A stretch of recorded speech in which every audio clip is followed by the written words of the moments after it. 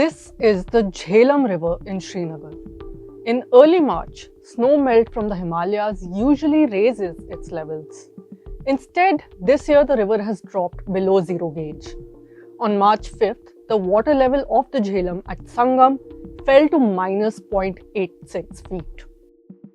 At the same time, temperatures across Kashmir have risen sharply.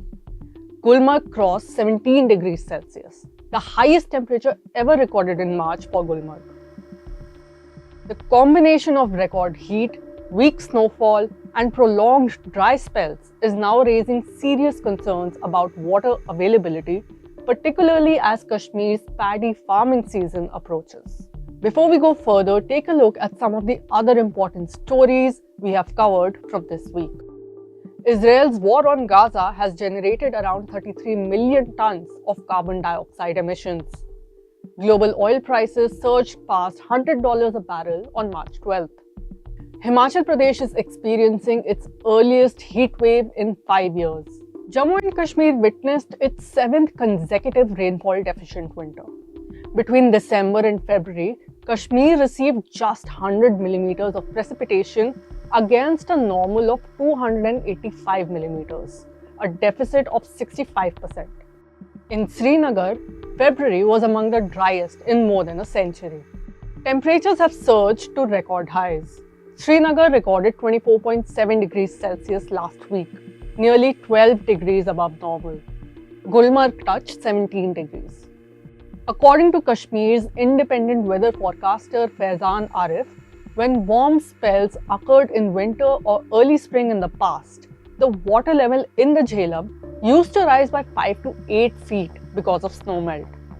This year, however, the river barely responded, a sign that very little snowpack remains in the mountains. The nature of precipitation itself is also changing. Mukhtar Ahmed, director of the India Meteorological Department in Srinagar, says that winter precipitation, which once fell as snow, is now increasingly falling as rain. As snowfall declines, glaciers fail to recharge and rivers receive less water. Kashmir's benchmark glaciers have already shrunk by nearly 18% between 1980 and 2013. Scientists warn that heat is now accelerating evaporation, consuming meltwater before it ever reaches rivers. For the valley's farmers, these are no longer distant warnings. Irrigation channels that draw from the Jhelum are running dry. When river levels fall, pumps stop working and water cannot reach fields further away.